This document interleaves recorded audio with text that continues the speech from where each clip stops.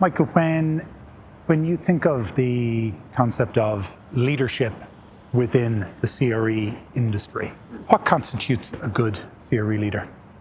I think a great CRE leader, first of all, has their aperture wide open to appreciate the full breadth of the people, past and present, that make it possible.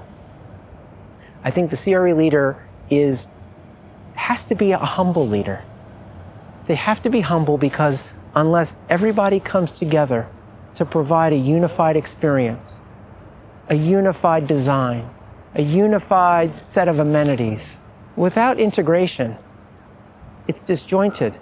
As an industry, are we maturing and evolving? Are we moving into a more mature, reflective phase of the evolution of what we do with people that do constitute more seasoned, thoughtful, authentic, genuine, selfless leaders like you've described? I think it's getting better, but it's a bit of constructive destruction.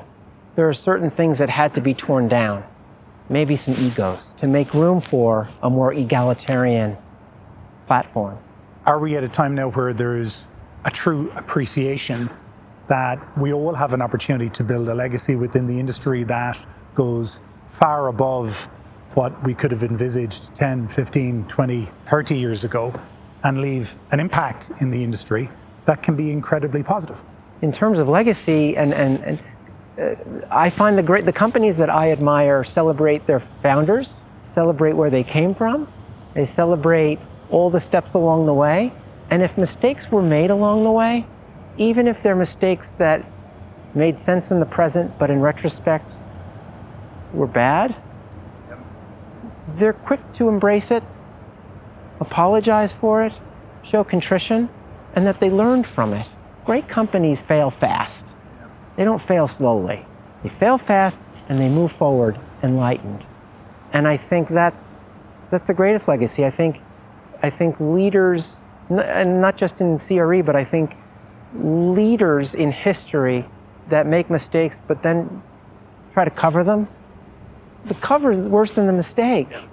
It ends in disaster. It ends in disaster. You know, it's like trust takes a lifetime to build and a moment to lose. How many leaders have constructed empires, whether they be governmental, commercial, and in a moment, in a breath, all gone. And we see it in 2023. This is not ancient history.